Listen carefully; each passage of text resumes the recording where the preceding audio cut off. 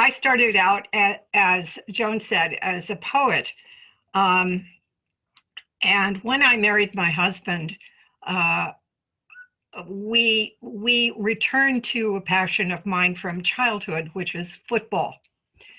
And in the process of going to football games, I began ranting at the very poor quality of officiating, and that led to Ulrich is laughing, and that led to various jokes about ways in which we could let's call it incentivize improvements in officiating. And that can only go on so long, shoot the official. And so I did what poets do. I started writing about it. And the book I started about killing officials, because you can't do that in person, of course, uh, is actually the basis for book two. But what I discovered in the beginning was that there was a story before. And that story before is the suspense book, Trap Play. I guess the other thing to say, I want to introduce you to two principal characters, one of the protagonists, and let's call her the villain. And I found that as when I was working in poetry, it's that beginning that is so hard. It's that step out onto the diving board that is so difficult. And Trap Play is proof of that. I started for a very long time with the villain, and I find still in my process, when you write genre fiction, there's sort of an outline, there's sort of a formula to what your reader expects, and you're going to need to meet that formula. So I do begin, and my first draft is really a function and focus on the villain, and then I come back with the rest of it. But for you, I'd like to introduce you to my hero. Trap Play, Chapter 1. Ben Light concentrated on the face of the doctor sitting across from him. She kept pointing to a computer screen image of his brain. He figured she was talking about the effect of concussions, because that's why he'd consulted Boston Med's Center for the Study of the Brain. Trouble was, the racket in his head, somewhere between the howl of an old-fashioned radio and an army of leaf blowers, had worked itself up to where he couldn't hear what she was saying. Her left hand shifted away from the screen and curled on top of a purple folder on the desk. She stopped talking and studied Ben, then his dad. She hadn't smiled once. He already knew CTE boiled down to how many hits to the head he'd had and how bad they were. Did it take a 4-minute speech to tell him that the one he'd just taken was one too many? He shifted his legs and glanced over to where his dad's hand had a death grip going on the chair arm. The doctor raised her eyebrows. Truth was, his tinnitus had already broken the sound barrier, and the more he tried to catch what she was saying, the more his head roared. He wiped a hand against his pant leg and nodded, then went with checking her face for signs, then his dad's. Then he stopped checking. His dad was looking 1,000 years old. The details didn't matter. His football career was toast. The team lawyers had probably come up with a press release already. Ben Light retires. Giants announce longtime star quarterback shoulder injury. She was glaring at him. She was staring at him, waiting for what? He could feel his body shift. He needed to get out of there before he hit something, but his dad reached over and tapped his arm. Was he really supposed to feel better, knowing he was a dead man? Was he supposed to thank her for the news? She shut the folder, but went on talking, looking more and more to his father. sudden popping in his right ear. It felt like somebody'd shot him, and he caught the word attitude. She said something about attitude. He was sure. She nodded, and finally, a smile. Attitude.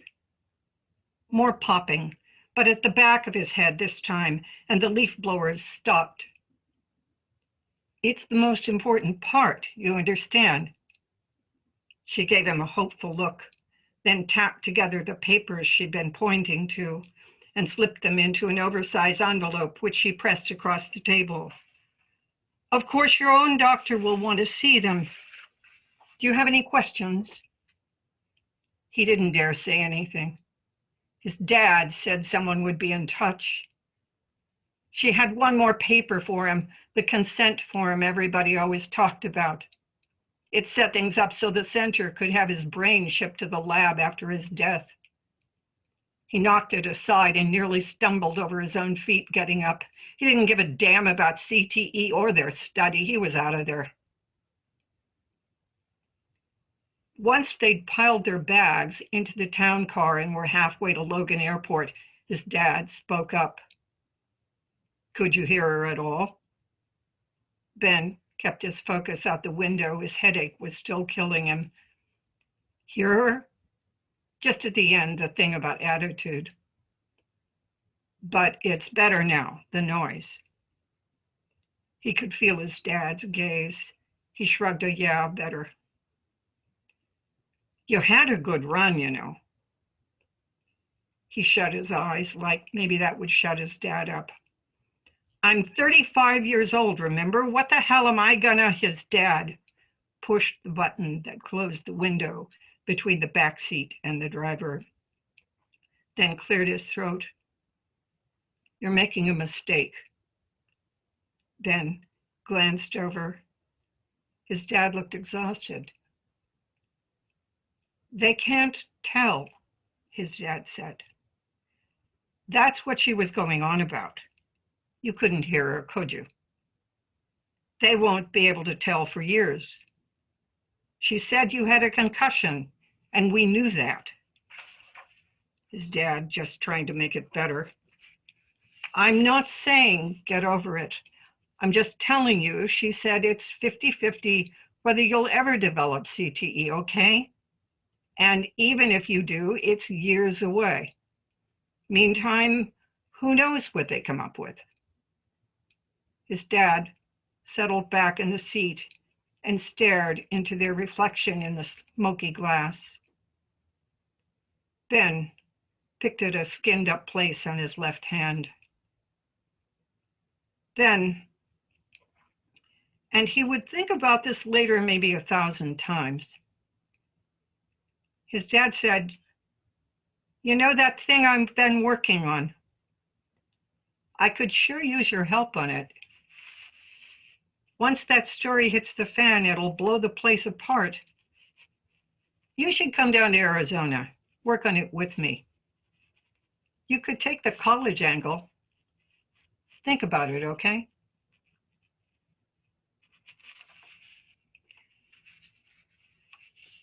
I'll stop here and say that Ben's dad only lives for one more chapter.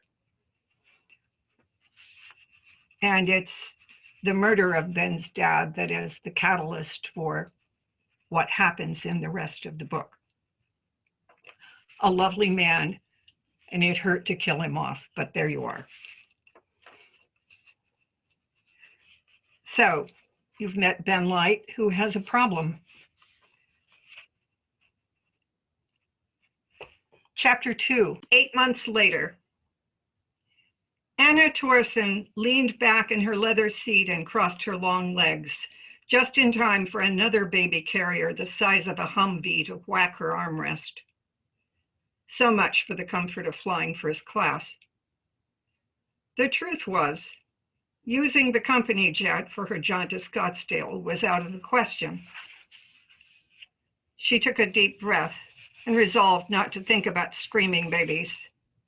She would catch up with her reading. But 2 minutes into Frank Light's latest football blog, A fat man jammed an oversized backpack into her elbow. Then he bent down and breathed a "sorry" at her as if that made it all better. Of course, the fat man, the baby, the inconvenience, none of it mattered. She had a date with Frank Light, the man behind that miserable football website. A date sometime this week, not that he knew. In fact, not that their date was on anyone's calendar. Frank Light wouldn't be able to help himself. They would have a brief thing, end of story. She'd be Lee Dawson for the whole gig. There'd be nothing to connect Anna Torson to Phoenix. Every relevant record in the planet would prove that Anna Torson had been working in Houston the entire week. With a slight bump, American Flight A320 to Phoenix rolled away from its gate, and the first-class steward appeared over her shoulder. "Ms. Dawson, you need to shut that down for takeoff." Torson pursed her lips, glanced down at her smartphone, and pressed a button. Frank Light's latest blog post faded to black. If only getting rid of the man himself was that easy. For 2 years, Frank Light had been hinting to his 1.8 million football blog subscribers that Rex Sports was crooked. Crooked implies somebody selling knockoff watches out of an alley. Crooked was a word for small-time people with no imagination, with no ambition. She definitely was not crooked. She was flexible. Her ability to outmaneuver her opponents was how she'd survived in spite of her predatory father. Once she'd set her sights on Rex Sports, she'd powered her way from being the heir apparent's girlfriend to intern to number 2 post at Rex Sports. It had taken her 10 years, but she'd single-handedly molded Rex Sports into a model of flexibility. Thanks to her, Rex had wiped out its competition and ended up controlling the worldwide sports gear market. Crooked. The obvious solution to Frank Light's claims had been to sue, but long ago she'd decided a slap suit would only bring on a publicity feeding frenzy because Frank Light was former NFL star, former congressman, big-time philanthropist Frank Light. Still, she couldn't cut the guy loose. There was way too much at stake. She'd thought it through, considered her options, and decided on a workaround. She'd tracked Light herself, pirated his emails, and when she discovered he was about to meet with a U.S. attorney, well, that meeting would not be happening. Time for Mr. Frank Light of Scottsdale, Arizona to have a fire, one in which the copies of whatever it was he was referring to but not publishing would go up in smoke. Without proof Rex had broken the law, Frank Light could howl at the moon. Rex would cement its control of the market, its current CEO would make his run for the US Senate, and she, Annalisa Dorson, would step into the number 1 spot at Rex. There'd be no billion-dollar fine to pay, no jail time, and no risk of prosecution for a fire that killed a few dozen people in Indonesia. That's what you call safe.